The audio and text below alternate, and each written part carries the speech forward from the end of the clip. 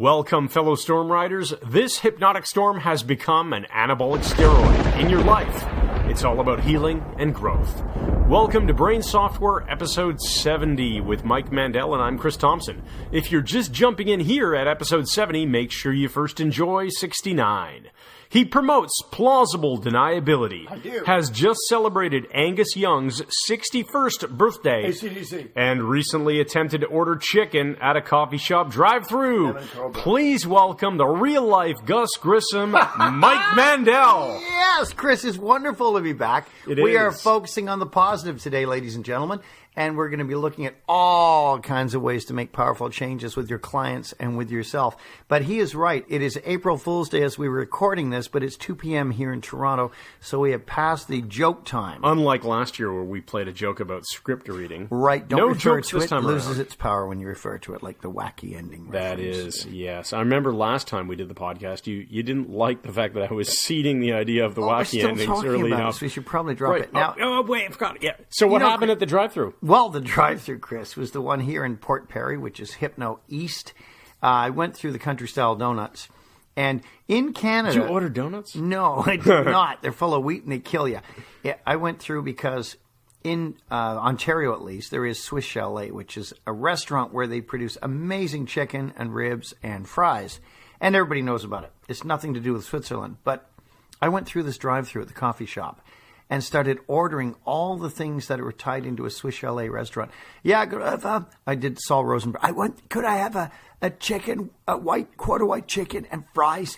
And I would like a salad with that. And the ranch dressing on the side. She said, "Sir, we don't serve chicken."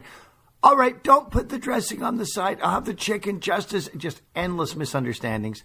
Then pulled up to the counter and just got a coffee and said, "April Fool," and there was all the general hilarity and laughter. Hilarity that erupts from this kind of brilliant And comedy. the young lady attempted to play an April Fool's on you. She said to me, "Oh, your tire is flat." And I went, "Oh, April Fool again." Say this stuff really comes out. So much fun. Like I said to you earlier, I got my wife with the idea that April Fool's has been banned in China. Illegal in China. So anyway, lots of fun. So what do we have to talk about here today, Mike? We are doing an entire episode on focusing on the positive. Yeah, because we talk a lot about de-traumatizing people and getting rid of the crap and so on. And people need to know how to focus on the positive and how to grow and move forward. And some of the things we cannot show because this is not video. So we're going to focus on the things that we can convey in an auditory sense, and everyone will be able to understand and move forward in their lives with glanative persuasion. Absolutely. Gripping the very point of life. Very good. And speaking of enjoyment and living an awesome life and all that, you are a big fan of Angus Young's music. I am. ACDC. They should pack it in, man. Brian Johnson's going deaf. They need to pack it in. They're getting Axl Rose apparently to fill in for him. Oh no! I know, just wrong. It just drips with compromise. Oh. But Angus was 61 yesterday, the most significant human being in the world, the psychotic schoolboy. That's amazing. And you called me the real life Gus Grissom. That's not quite true. I like Gus Grissom because his real name is Virgil Grissom, and he died in the 60s. He was an American astronaut, and we're going to be honoring his memory by giving a Gus Grissom update with every alarming podcast. frequency. With alarming frequency. Yes. I love it. Okay, so people tend to dwell on the negative. Talk to me. Talk to me about they? this. Talk to me, Chris. Pretend we're FM morning men here. People are going to work. They want to hear this. We're at a classic rock station. You and I are talking about this. Go for it. We got the Led Zeppelin on in the background. We got Gus Grissom sitting there in a coffin. So go ahead. And people in a lot of people's lives, that doesn't make any sense at all. People in a lot of people's lives, we will pretend to edit that out and never do it. Right. And let's complain about it and dwell on the negative, about all the mistakes that I'm kidding. Thank you, Ken Sweat. So people tend to dwell on the negative They do. a lot of the time. So if you talk to somebody, how was your morning? Most people aren't going to be, it was wonderful. I had to boost the battery in the car. The coffee was cold. And the traffic sucked, and there was an accident, and you wouldn't believe the inappropriate place that the police officer was pulling people over and making it even more traffic. And whatever people tend to complain a lot, right? Yeah, it's the cup half empty thing. And it becomes habituated. Like, people just generally seem to focus on the crap. And it drives me raving mad, to use a British phrase, because life is a combination of bad stuff and good stuff. And if you focus, if you focus on the good stuff, it can have a powerful change, a powerful effect in your life and help you change and grow and integrate and so on. Okay, so, and we're bringing this up on the podcast because we teach this, of course, to our students in the Mike Mandel Hypnosis Academy and in the live classrooms. If you're working with a client, are going to be helping that client to identify what is it that you want. The answer to the magic question, what do you want, which is your target state. Actually, on today's webinar, which we did to our students. Yes, for our students, to our students. We did it to them, which we did for our students. I like how when I drew that diagram of present state, which is where you are now, and target state, which is generally where people want to go. Right. We don't want to confuse it with state of mind. And I like how you framed it as present me versus target me. Yeah, who am I now? What is the sum total in my life right now? And what do I want that to be at some definable place in the future? Right. And you don't want it left vague. You don't want it to be, maybe 5 years from now. It could be 20 years. No, you want a time frame in this stuff too. Exactly. And so this is being brought up here because when you're focusing on the present me, you're often in a stuck state. You're asking yourself why questions. Why can't I get that promotion? Or why isn't my business taking off? Why is my relationship failing? Why is the weather so crappy all the time? Chris, this is even worse than that. I run into clients who, even when I get them moving forward into the positive and into new possibilities and changing and building their creativity and building better lives, they still say, well, why did it all happen? And they still want to go back and dig around in the garbage dump. Instead of continuing to move forward. I can't get my head around that. Yeah. This mythology that you have to know why something happened in order to fix it is absolute mythology. And I think it's a holdover from Freud and all his psychoanalysis. I have seen hundreds of people freed from phobias and anxieties and all kinds of things without a clue as to why they got it. If your client or you feel better, function well, everything improves, who gives a rip why it happened? It's irrelevant. It's just history now. Yes, absolutely. Like if somebody spills something on your kitchen floor and you don't know who did it or how it happened, you can still clean it up and move on, right? But if a tree falls in a forest, does anyone hear it? And there's no woman there to hear it, is it still a man's fault? Yeah.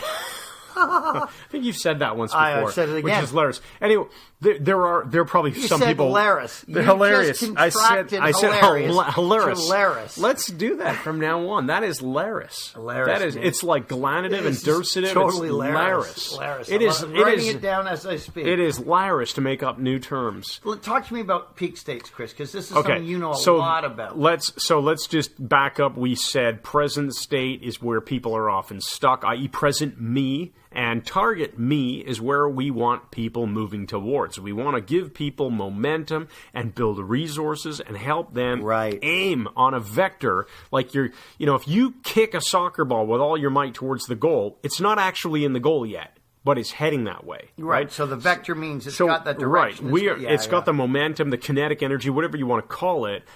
It's heading in the right direction. It's no longer stuck to your foot. No, it's not glued to your foot. I don't even know where I'm going with this metaphor. The idea is if you want to score a goal, you got to go and kick that ball towards the net, right? Right. So if you have a client coming to you working on some problem, you're helping them learn how to kick that ball. Right. They still got to get it in the net on their own, and it won't be there at the end of the session. But they'll certainly be well on their way. Yeah, because the whole point is, and you and I totally agree on this, it is motivating a client or oneself to keep moving. It's all about transition. It's about transformation, personal transformation. Listen, guys, if you want to change, you want to have a better life, you got to be willing to confront what's wrong with your life. And my wife, who's a genius of personality, and she's this armchair psychologist, one of the smartest people I've ever met, she will say, it seems the average person is afraid to look into the abyss, into their own personal darkness. And we all have it. And unless we are willing to confront our failings, our selfishness, all of these things, we probably won't change them. But if we will confront them and recognize them and even embrace them as part of our personalities, that gives us a changing point, a turning point, a choice point, as we say in NLP New Code, so we can start moving forward. We have to be self-aware. Absolutely. You've got to deal with your own crap and then move forward from there. Well, you think about it, Chris. I mean, you moved here into Hypno East a couple of years ago now, almost a couple of years, right? Yep. And your life is radically turned around, radically transformed. But it didn't just happen. It's because you took control Baby and steps. made it happen. Yes, Yeah. baby steps. Talk about baby steps. Well, I'll give you an example in business. So Mike and I run this business, MikeMandel, and I do a lot of the marketing and product creation. All of it? Well, you do the product creation. I mean, I do all the digital packaging and all the use of technology, everything. And there are some days where it's just like admin stuff. Emails have come in from customers, need to handle situations and clean things up and fix people's problems and reset their passwords or whatever it is. And if all you do all day long is like fix those little things, at the end of the day, you feel like you did not take a step forward. You're in a pool. She's just going raving mad. You're just treading water. Right. And all you need to do is take baby steps and every single day, finish the day and say, actually, I really did move forward at least a few steps in some business plan. And Chris, isn't that the same though in every area? Isn't the real issue Yes. here?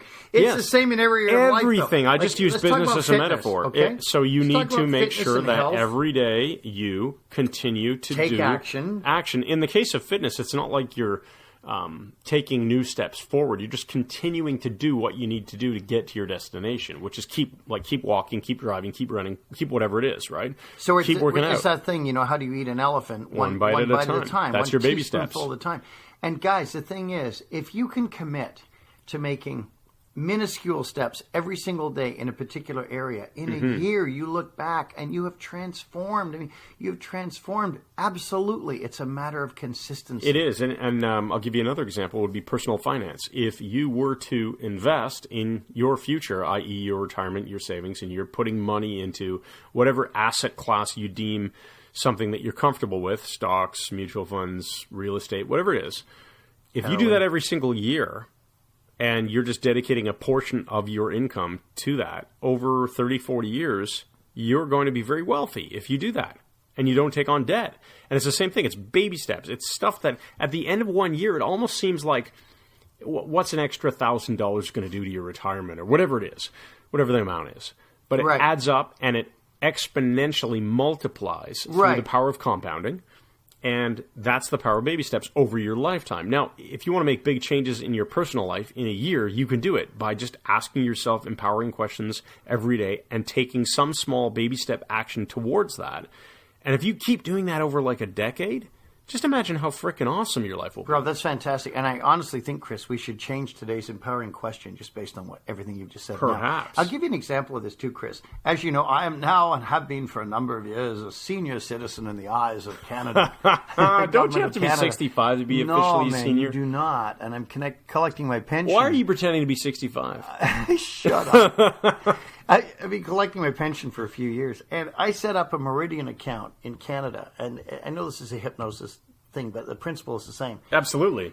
My money comes in from my Canada pension plan and goes right into this account. I never see it. Yeah. Just every month. And somewhere down the line, I'm going to look, and this has been accruing interest, and it's just grown miraculously into this thing. And you're just going to go, my F. That I can Where use did this all? Where did my this, F, to I'm buy buying a Tesla.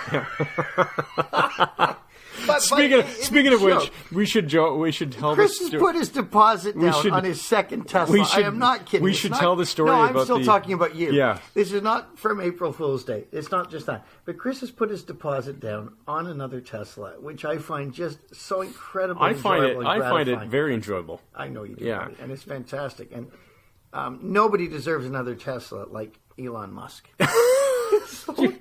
Talk to me. Where are we going with this, man? Okay. Baby steps will change anything. Yeah, baby That's steps. the thing we're talking here. You know, if there's time at the end, I'll tell the April Fool's Tesla joke that I pulled on my wife, which was absolutely hilarious. Right. But since we're talking about the focus on positive things in life and moving forward, and we did the baby steps, let's talk about the Grinder model because we want to teach you how to call powerful performance states to the executive, i.e. your executive function in your brain, right? Right. So let's talk about the Grinder model and explain that, and then we can talk about how to take advantage of it in terms of that laundry list method. Laundry list, man. There are 4 levels to performance that are really important to know, whether you're making a speech, leading a group, a sales group, whether you're running a marathon, playing chess, or fighting MMA, whatever it is. There are 4 levels. And each one, it's on a hierarchy, so each one takes in everything below it. So it's not really 4 levels of performance. It's 4 levels that will affect performance. That will affect and lead to performance. The bottom or lack thereof. The bottom one, which is just performance. So the very base of the pyramid is, or inverted pyramid, what do you want to call it, a pyramid or inverted or whatever. Based on that Academy Award-winning performance. It's a list. It's a list, yes. It's a hierarchy. So the bottom of the hierarchy, the list, the performance thing. The thing that we care about is performance. We want to perform well. How well are you going to do something? Are you going to do it elegantly? And elegantly means with the least amount of effort. Absolutely. You don't want to do 15 steps to get a result that you could do in 2 steps. That's elegance. So performance, your performance in any task, as I alluded, whatever it is, speaking, cooking, playing chess, fighting somebody, whatever it is based on your state. So go one level up and say state. Your mental state, your state of mind. No, everything. The sum total of everything going on in your psychology, neurology, and your physical body at that moment. What are you telling yourself internally? What do you believe? What pictures are you making inside your head? How do you physically feel? What's your immune system doing? All those things become your state. Right, because if we're talking about performing well in a sport, you need to be in good physical form. Your state must be in shape, right? Absolutely. Which we'll get to in the next couple of levels as we climb up higher. Okay. In order to achieve that good physical state, you need to do certain things. So, sum total, not just how you're using your brain, but the state of, like you said, your immune system, neurology, psychology, everything that is you at that moment, what you're telling yourself, what your beliefs are.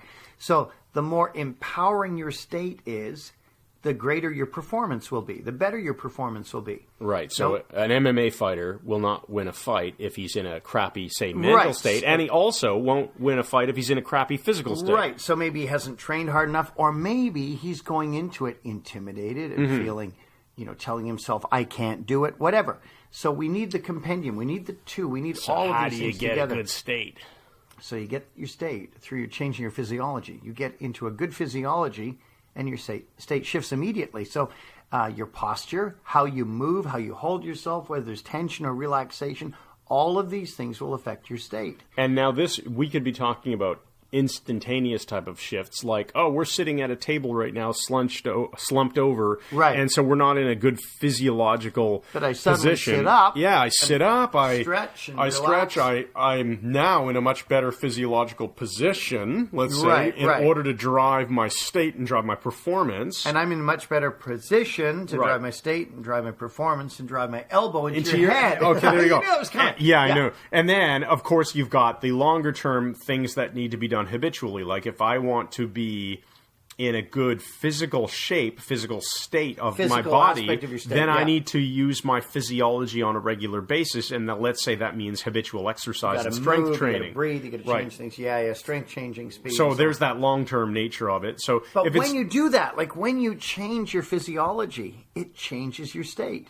And when your state changes, your performance changes. So even moving differently. See, ask yourself, how would I move if I was a powerful person? How would I move if I was a confident man or woman? And when you do that, immediately your state will change. And if you don't know what it would be like to be confident, just think of somebody you know who is. Now we're into the as-if frame. Right. Oh, good point. Hey, nice segue. Well, sure. So you taught this to me, and I'm pretty sure I can teach it to you listening. So the as-if frame is to just adopt the assumption, the presupposition, like if I was, is it not really a presupposition, is it? It's if I was confident, how would I stand? Right now, how would I stand? Yeah. And if I was if I was Arnold Schwarzenegger, if Margaret I was Thatcher, whoever. You name the person. If you want to be charismatic and you feel that I don't know. I'm not going to... Kim Kardashian? If you thought Donald Trump was charismatic for some reason... Well, he might be to some of our listeners. Then Stick with Kim Kardashian. It's a much more visually quantifiable thing. Okay, so if I was Kim Kardashian, how would I present to the media at this very moment, Well, or whatever it is? I think we all know the answer to that one. Oh, that is a horrible joke. But it is April Fool's, so it's okay. No, it was April was. Fool's Day a few hours ago. So, moving on with that. Now, above changing the physiology, we have changing the breathing. And this is the top level right now. When you shift your breathing, as is done in Qigong, as is done in Tai Chi, different martial arts, you immediately change your physiology. Right. It will accommodate that. And Mike, at the in the other direction, you can do the test too, right? You say, all right, stand powerfully, or maybe let's say you're exercising. Go for a jog, i.e. you're using your body, your physiology is you are vigorously jogging. Try to do that and not change your breathing. Right, it's not possible. Ain't going to happen, right? Right. So you're going to adopt different things, ways of standing, ways of breathing that support powerful, powerful states. And a lot of this can be done intentionally. Let's get back down to state itself, Chris. You know we talk about ego states a lot. That's the next step, right. This goes back to people like Paul Federn, Watkins and Watkins, and Gordon Emerson. The idea is an ego state is part of the physical structure of your brain that jumps into the executive, the controlling position, when needed. So you can watch this happen with people. Different ego states jump into the executive. They talk differently. They move differently. They even look different. The key is, are you putting the proper state in the executive for the task at hand? So as an example, if you're doing a stage hypnosis show, you probably have a different ego state in your executive versus cooking a meal. Absolutely. Or spending time with your wife. For sure, man. Having conversation. Right. And that's a perfect example, Chris, because as you know, I do Western University in London, Ontario. I've done it 40 years in a row for the Frosh. And there's over 6,000 like 6,000 people. 6,000 plus kids at my show, most of them like 18 years old. So here I am in my 60s. I've got to grab their attention. So I'm going to make sure that I'm off stage. I'm thinking, what ego state do I want in the executive that's going to dominate this evening? Okay, so let's segue this into how you actually call that executive. Explain the shopping list, because I know you totally got this. Yeah, I really like that. So Mike is now describing, all right, I'm a guy in my 60s, and I have to get up on stage and somehow cause this 6,000 plus group of teenagers, 18 to 22-year-olds, let's say, on average. No, they're not even above 18. They are. Yeah, they are. They're about 18. 22? No, because some of them will be leaders and stuff. Anyway, okay, so they'll be, let's just say they're 20. Previous message. They're 20-ish, okay? Okay. Plus or minus That'll 2 work years. for me. So you're looking to create a state of interest and intrigue in all of these people who are in the audience. How are you going to do that as a guy in your 60s? They're going to look and go, oh, is this guy or whatever. So He's older than my grandfather. So you need to create a laundry list of really attributes, really. Beautiful. That you're going to perform resources. with. So a laundry list of performance attributes. So I am going to be interesting and funny and charismatic and confident and congruent. And I am calling to the executive estate that would love to be on stage in front of these kids and be assertive and powerful and fun and someone they will relate to, and the right ego state will respond and take the executive when you do that. It's like you're making a request of your unconscious mind. You're consciously Very much saying, so. I would like to call to the volunteer seat up here on the stage of my mind someone who wants to be X and Y and Z, whatever your laundry list is. Chris, we talked about this in a live webinar today. Why don't you just map that across into how that works with a hypnosis stage show? Right. Well, it's so brilliant. It's brilliant. If you're doing a stage hypnosis show, you're then, after you do your pre-talk and stuff, you're going to ask volunteers to come up who would like to experience hypnosis and would like to enjoyably experience a show that will have them participate and have a lot of fun, and you're basically naming all the traits that you want in the volunteers, and a whole bunch of volunteers therefore come up and they meet those criteria that you've outlined for them. And in this case, we're just talking about one volunteer, that executive state, that state that's going to come and seat itself in the executive of your mind. So you mean the ego state? Yeah, the ego state. Thank you. Thank you. Blah, blah, blah. There we go. So you're calling an ego state to your executive function in your brain. Whereas in a hypnosis show, you're calling a whole bunch of volunteers. The people who come up are already going to ensure, because of how you framed it, that they're going to fill those criteria and make a hypnosis show even better. Right. So that's the metaphor we're drawing here for you, is just like a hypnotist would in a stage show ask a bunch of volunteers to come to the front of the stage to experience something they actually want to experience in your own life. You're going to summon to the executive an ego state that wants to present this laundry list of traits that will be appropriate for whatever it is that you have as a performance goal. Remember, if you put the right state in your executive at any given moment, and these are digital, they're not analog, it's one or the other, and you have about maybe 150 different ego states, the one that is best for the job will love being there. We run into problems when we have the wrong state in the executive.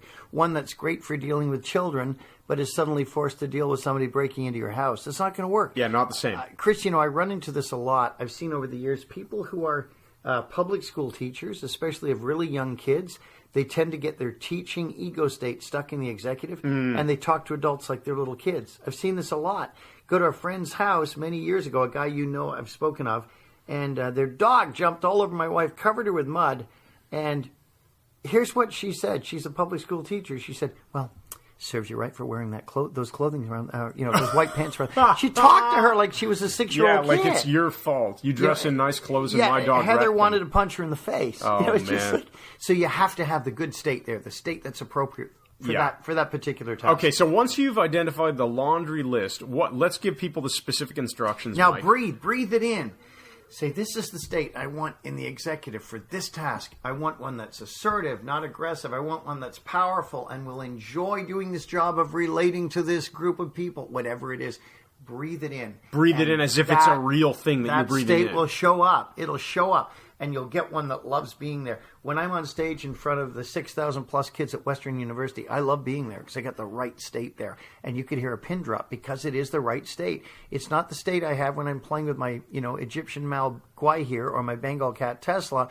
It's a different state. So get the right one there. Call it there by making a short laundry list of a state of what you want and breathe it in. Right, because you do have to consciously identify what is that you want in this moment, right? Yes. Just like when you're doing we teach things like values hierarchy, right? If you go through major life changes, often it makes sense to reevaluate what is important in your life. What values do you hold in highest regard? Because things change. So just like you would want to do that for major life changes, when you have major performance objectives, you want to call that correct ego state to the executive. And you go through it consciously. You don't just go, wow, I really hope I'm congruent and confident today.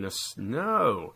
I would like somebody that will be confident, et cetera, et cetera, et cetera. Okay. Right. That's what we need. Now you're pointing to the screen, suggesting we need to change to the next topic. Right. Let's talk about HypnoThoughts Live in Las Vegas in August. Oh, yes. Here's how we're going to wrap up this podcast. So we're at the 27-minute mark, and here's how we're going to wrap up. We are first going to just give you a quick explanation of what's going on with the HypnoThoughts Live conference and how you can benefit. And we're going to talk to you very briefly about our Personal Development Academy, which is finally out and is awesome. Then we're going to handle a question that we got emailed to us from Dwayne, and I think it's a fascinating question about waking hypnosis. Yes, it is. And then we will end it. All right. No, I don't mean it in that way. I don't mean to sound morbid so and stuff. Blunt. We'll end it. It's going to end. All right, so here's what's going on. In August, on August 25th specifically, Mike is teaching a one-day mindscaping course. In Las Vegas. In Las Vegas as part of the HypnoThoughts Live conference. It's a pre-conference event. The actual conference itself runs August 26th, 27th, and 28th. It's a 3-day all-inclusive conference. And what I mean by that is Scott Sandlin and his partner Richard have put together an amazing conference. Brilliant. Where it is one low fee, and you get access to everything for those 3 days. Dozens of presenters on Every hypnosis. course. It doesn't matter if it's a 1-hour course, a 2-hour course, a 3-hour course, plus all the meals that they include. All of it is included. It's the lunches. I don't think they feed you breakfast or dinner, but they do feed you lunch. And it's a good lunch, and it's everything. So all the courses, everything is included in one. All the everything. I've just invented everything. All the everything is included. It's a fantastic conference that Mike and I went to last year. and are definitely going back and recommending to all our friends, anyone in the hypnosis community, go to HypnoThoughts Live. It's a fantastic conference. Now, here's how it affects us in terms of, or you and us, and here's how we work together. With them. So, we can tell you to go to htlive.net and you can buy your ticket to the event. And I believe that today they're actually raising the price. The early bird price was $339 and it is going up today. Now here's the cool part. You don't have to pay the increase in price. You don't even have to pay $339 to get your ticket because we're doing a pre-conference show, our pre-conference course in Mindscaping. If you visit MikeMandelHypnosis.com/HT Live 2016, all lowercase HT Live 2016, you'll see an offer that we've prepared. You buy a digital copy of our course, Mindscaping, normal price. As a bonus, you get free access to our August 25th, the day before the conference, full day training with Mike, which would normally cost hundreds of dollars. We're just giving it away to people who buy our digital course in Mindscaping, which, by the way, is 197 Canadian, which is probably like 150 or 150 US these days. So for about 150 US, you get the digital course and you get the free full day training. But you also, this is the cool part. Not that the other part isn't cool, but this is the other cool part. You get a discount on your HypnoThoughts ticket. So instead of having to pay whatever it's going to, it's probably going to be like whatever the full amount is. I don't know. Maybe let's say it's going to be $389 as of today. You're going to pay $275, not $389. So you get over let's say it's going to be, I think it's probably safe to say it's probably more than a $100 US discount on your HypnoThoughts ticket, and you get our digital course, and you get to attend the one-day Mindscaping training and everything, for no additional charge. And all the stuff that HypnoThoughts Live provides, all the amazing trainers that are going to be there. Right. Now, there's already at least 28 people who are attending this, and we don't know... As of April 1st. Yeah, we don't know where we have to cap it. We probably have to cap it off pretty soon. So if you're interested in this, take us up on it now. MikeMandelHypnosis.com/HT Live 2016, lowercase. And realize, guys, you say, well, I don't want to spend the money and going to Las Vegas. It's August. It's only the 1st of April. It's the cheapest time to go to Vegas. The food is phenomenal. You'll hang out with us for 3 or 4 days, hang out with storm riders from around the world, learn about hypnosis, have an absolute blast. And it's 130 degrees. We'll be staying in the casino in the hotel. That's the thing. You never left the hotel. We'll just have an absolute blast. And it's far enough away that you put aside a bit of money every week and you can make this happen. Absolutely. It is a great conference. And we say that because there are accommodations cheap, too. A bunch of great presenters. Mike will be teaching there, but so will a lot of other awesome people. So you will enjoy yourself. Now, finally, we're going to mention the Personal Development Academy. Oh, yes. MikeMandelHypnosis.com/PDA, lowercase PDA, stands for Personal Development Academy. That's going to take you to a YouTube video on YouTube that is a walkthrough of our Personal Development Academy. We're really excited. We haven't officially launched this with a formal sales letter or anything like that, but what you can see at that YouTube video, right. MikeMandelHypnosis.com/lowercase PDA, So that's Peter, David, Alfred. Right, like a 3-minute video that I made that just shows you what you get. What we did here is we took all of the personal development tools, like the stuff we're talking about in this podcast today, 64 high-definition videos broken down into, I believe it was 4 modules on personal development skills, personal charisma, basics of NLP, how to use language, other people, yes. All kinds of awesome stuff that I explain in the video. And the price for this thing is 197 Canadian. It's very cheap. But the cool thing is there's a crap load, and that's a technical term, right, Mike? All right, I'm sure it is. Crap load of bonus material. So almost everything that we sell on our website, so the stress relief product, the memory power, the peak performance, the navigator system, the how to get a good night's sleep, stage fright and performance anxiety, how to eliminate those. All this stuff is there for you. All of those things are included, and the Brain Software video series, all of them included as bonuses. So it's basically over $300 of bonus products, all included for free to test drive the Personal Development Academy. And if for any reason you don't feel that you got multiples of your investment back in terms of value, just say, hey, I'm not happy with it. We give you every penny back, and you keep all the bonuses. How's that for an offer? Yeah, it's crazy on our part, but we believe in what we're doing. Well, we think that you can absolutely transform your life, as we have Absolutely. Our own. Okay, so let's move to the question from Dwayne. Read it, Chris. Here it is. He says, many years ago, I was reading the new Encyclopedia of Stage Hypnotism by Orman McGill. Uh-oh. And in it, there's a chapter on waking hypnosis. Can hypnosis be effective without eye closure, i.e. without closing your eyes?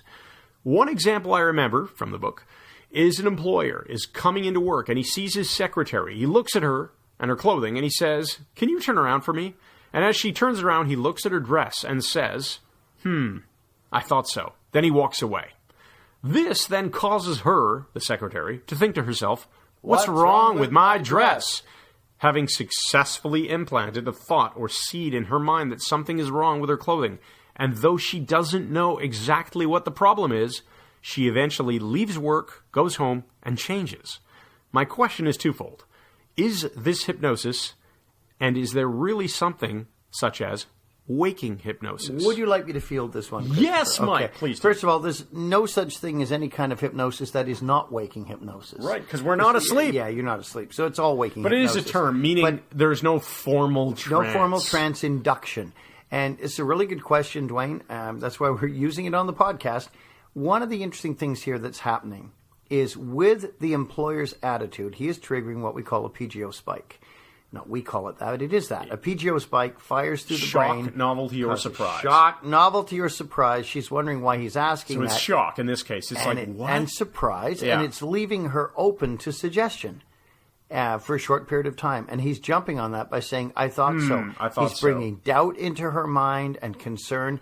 And it is absolutely working hypnotically. Mm-hmm. Okay, so it is hypnosis, and we don't refer to anything specifically as waking hypnosis, but this is... Because we're asleep. So, yeah, and hopefully, I want everyone who's listening to understand how this bridges the idea of formal hypnosis. And we say things like... We joke a lot of the time. Like, there's a book called There's No Such Thing as Monsters and Magical Sticks, and the subtitle is There's No Such Thing as Hypnosis. Question mark, Terry Steele. And the real, or is everything hypnosis? Right. And it's sort of a joke, right? Well, there's no such thing. Bandler and Grinder would teach, they would take opposing views. One would say there's no such thing as hypnosis, and the other would say, I disagree, everything is hypnosis. Yeah. And they're both right. Exactly. And that's why Erickson would just look at them both and say, that's right. So you are using a PGO spike here through the, it's more surprise than shock. It's not like, oh my God, there's a fire, get out. It's not shock. It's a number of things happening. Yeah, so she's going, why is he asking me to turn around? Okay, he's my boss, I'll turn around. Oh, I thought so. Oh, there's something wrong with my dress, but I don't know what it is. Now it's up to her imagination to come up with... To fill in the gap. Yeah, which is sort of Milton model-ish, right? You're saying... Kind of. Just like in hypnosis, you might say to somebody along the lines of, and every dress has certain attributes, and I don't know what it is that you're going to notice that's different about wrong. So she's just thinking in her mind, I thought so. Realize when you get a PGO spike, you're shutting down executive function for a short period of time. And the person will not evaluate uncritically, and will not evaluate critically, and they're looking for resolution. Right. They're trying to get some sort of resolution as to what's going on. And so she goes home and changes the dress. So, and at that point, she may not have thought specifically to herself, there's something wrong with my dress. Right. Sorry, let me say that again, Mike. She doesn't even know what the boss is thinking specifically, but she's convinced there must be something wrong because of how he behaved. And then she will probably go look in the mirror and decide that there is something wrong. Project something onto it based on his supposed dislike whatever. Right. Yeah, It could be a shadow cast in a funny way that makes her think, oh, there's a stain in the front of it. It may be a concerning tightness. Who knows? Anything. Anything, yeah. And she'll go change. And then for all we know, never wear that dress again. Yes, Ken Sweatman. So, what's next on? So yes, it's hypnosis. Anyway, that's the question that came in from Dwayne. Well, it's a good one, Dwayne. Thank you. And now, Chris, why didn't you give the empowering question? All right, here's your empowering question, which is the one that we originally planned, even though we could change it, but we're not going to. Here's the question. What old rules have you been living your life by? And what new rules will you write today to replace them as you move towards your goals with alacrity? Again. What old rules have you been living your life by? And what new rules will you write today to replace them as you move towards your goals with alacrity? Brilliant, Chris. All right, and for today's Gus Grissom update, did you know that American astronaut Virgil Gus Grissom was only 150 pounds and 5'7"? Which leads us to today's metaphor, the story of Matty and the wooden gun, or technically the wooden guns, in this case, a pistol. Many years ago when I was in Cubs, there was a kid in Cubs called Matty. This is not the Matty of Little Matty's Ghost. Little Matty's ghost was named after this Matty because he sort of looked like him. But Matty had a bowl haircut, blonde hair, he was Macedonian, and he had a sister called Marla. A nice kid, a very nice kid. And I feel guilty, or did, that I took advantage of this. I went over to his house one day, we were playing guns in his backyard. And Matty had 2 wooden guns his father had made for him. Beautifully carved. One was a rifle, one was a pistol, with a little metal sort of piece around the trigger guard, which sort of made it complete. I wanted that pistol, and I took it and hid it in my wagon underneath the pad that was inside the wagon. And Matty and I looked for his gun. It was missing. We'd just been playing with it, but it was gone. Nobody could account for it. It was gone. And I pulled my wagon home, and I had this awesome wooden gun. But guess what happened? I felt so guilty as a 9-year-old kid for taking Matty's gun. I went back to his place, knocked on the door, and I said, I found your gun. And he said, oh? I said, yeah, it was under the pad in my wagon.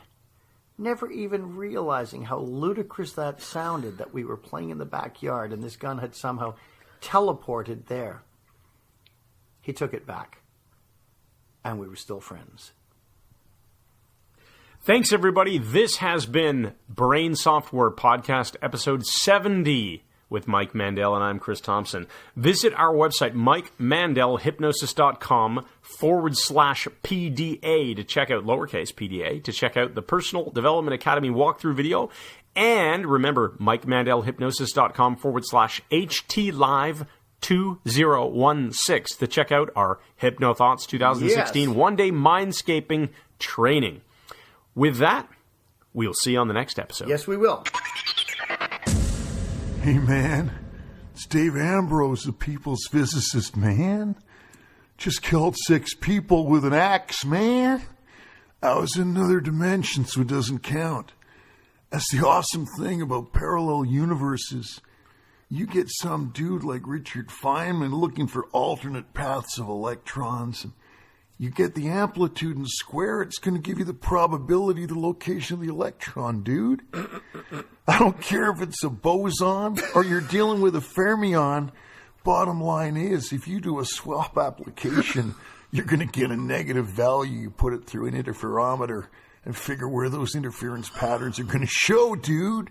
So I say, I'm just going to say, kilt pazixum and go back to my own dimension for 90 days.